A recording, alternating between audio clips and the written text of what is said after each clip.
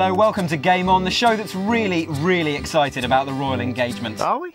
I am, aren't you? Hey Johnny, guess what? Prince William and Kate Middleton. I don't care. Not really. Oh well, never mind. We probably weren't going to get invited anyway. Probably. Coming up!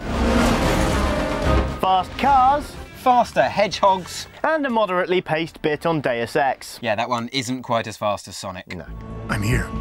Good, but you'll have to work fast. Now, as a great man once said while checking into rehab, I've got the need for speed. Oh yeah, who said that then? You did. Did I? Yes, I can't believe you don't remember rehab. No? You were there for 3 years. How would you know? I visited you daily. Unbelievable. Illegal street racing is taking over Seacrest County, and it's down to you to stop Or encourage it. Need for Speed Hot Pursuit is out now, rebooting the spin-off series last seen on consoles 8 years ago. It boasts some truly over-the-top, high-octane gameplay divided between cops and racers, so you're either trying to escape the long arm of the law or wielding it yourself to spank some troublemakers. But is it worth racing to the shops for, or is Hot Pursuit just a bit of a cop-out? What an arresting question. Well, that killed the magic. Firstly, in order to fully understand what this latest Need for Speed title is doing for the franchise, it's important to see where Hot Pursuit left off. Well, I think what was wrong with Hot Pursuit was the way that we managed it as a company. You know, we thought that the right strategy was to have a developer build the same game every year, and that doesn't work. You can't build a game in 8 to 10 months. It's just not possible. So we changed that, and we started brainstorming on how we could do that. And then Criterion came up, and we said, if we have Criterion and the Black Box guys in Vancouver, who previously made all the Need for Speed games, if they can make a game every other year instead, that will give them enough time, and we can still get a game out in the market every year.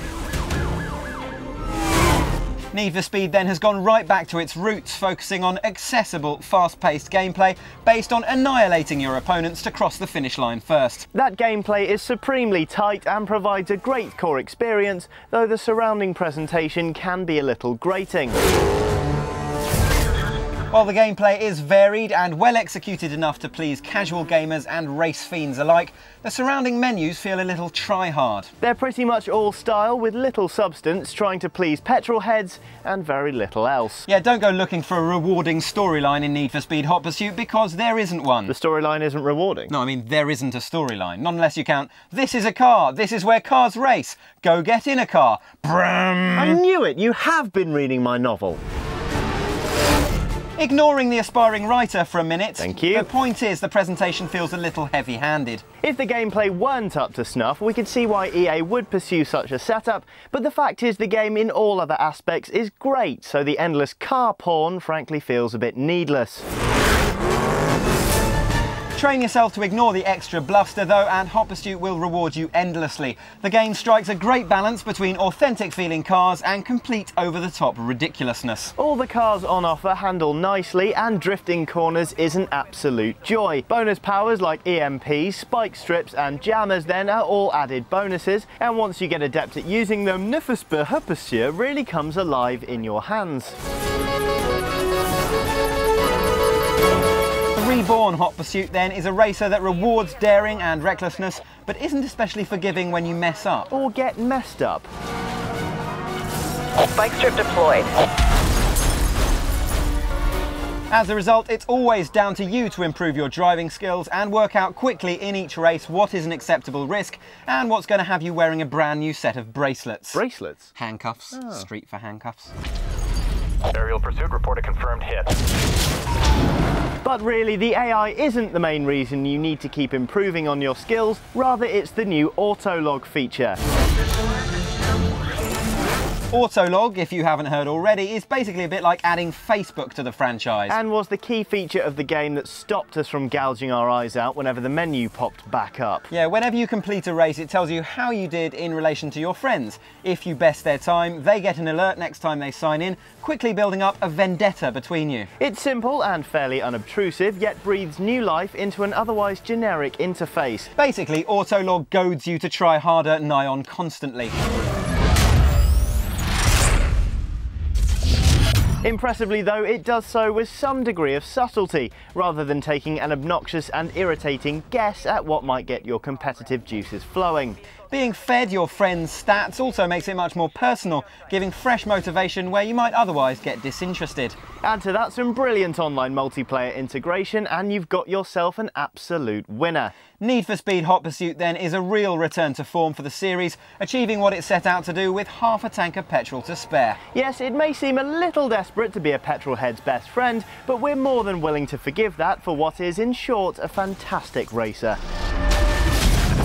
Confirmed, target immobilized. We like animals here at Game On and hate to see a healthy one put down. That said, Sonic hasn't exactly had the best few years, really, has he? No, after Sega stopped making consoles, he found it difficult to really get comfortable in his Nintendo foster home. We reckon Mario might have picked on him a bit. Anyway, nobody really wanted to admit it, but it was make or break time for Sega's little blue hedgehog. To be fair to him, it's not exactly easy for classic characters these days. Gamers hope each new release will recapture the nostalgic high they remember from the old days, but also demand the game keeps up with the times and satisfies their demands for quality and innovation. Porky Plumber Mario pulled it off with New Super Mario Bros. Wii, combining side-scroller action with some motion mumbo-jumbo. After that, it was sink or swim for Sonic. Can hedgehogs swim? Surely not. Actually, yes they can. Well, I'll be. Anyway, after a tough few years, Sega have made a real effort to keep Sonic from permanent hibernation, the latest fruit being Sonic Colors on the Wii. Sonic Colors shakes up the classic Sonic format by adding in all new abilities called Wisp powers. While Sonic games have explored this kind of territory before, it's the first time Sonic himself has gained these wispy abilities. As a result, the game feels more focused and less tangential, letting you have fun playing with the Wisp powers without breaking the flow of action. The abilities, or Wisp powers, also inject a lot of fun into the mix, allowing you at the shake of a Wiimote to turn into a drill or even fire yourself across the level as a laser. Add some brilliantly creative level design to the Wisp powers and you've got yourself a pacey, light-hearted platformer.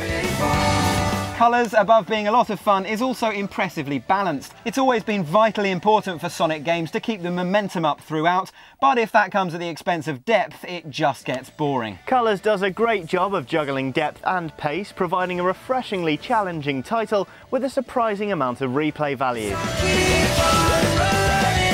If we had one criticism to level at Sonic Colors, it's in the execution of the co-op gameplay. Having two characters on screen at once is clunky and tips the gameplay from fun to frustrating. Tell your friend to take a running jump though and you're back in the sweet spot. Just you, your Wii and a plucky blue hedgehog. Undoubtedly the most impressive Sonic game in years, Colors is the game we've been waiting for, finally proving the son of Sega has what it takes to keep up in a new age of gaming.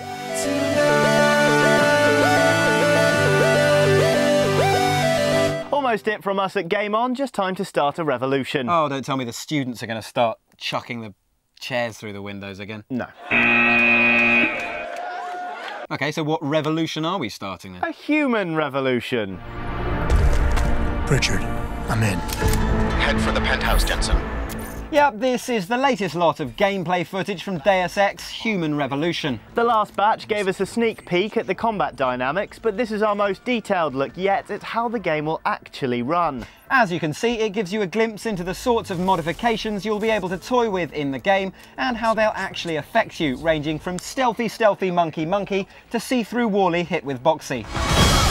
Of course, with Deus Ex being developed by Ubisoft Montreal. it also features some fantastic Canadian accents. They're about to get you. Yes, they are about to get you. Yeah, they're about to get you all right.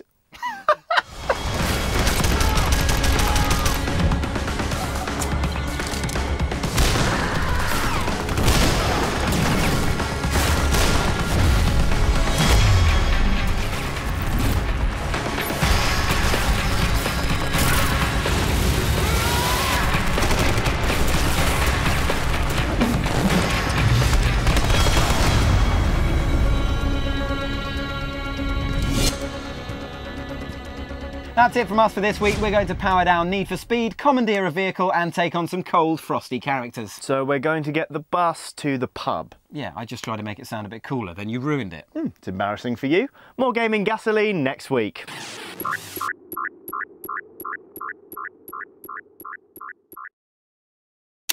or wielding it yourself to spank some troublemakers.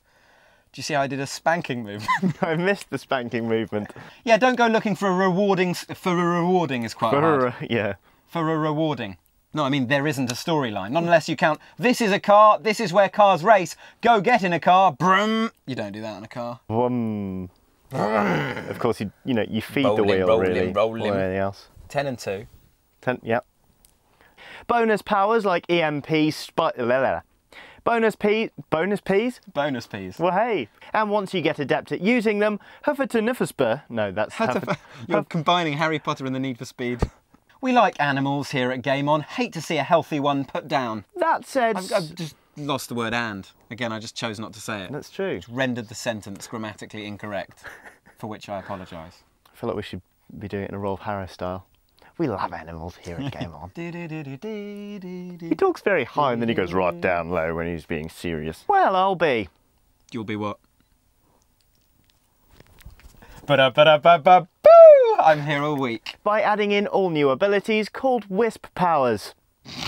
Wisp powers shakes up the classic Sonic format by adding in all new abilities called Wisp powers. Wisp powers. Colours.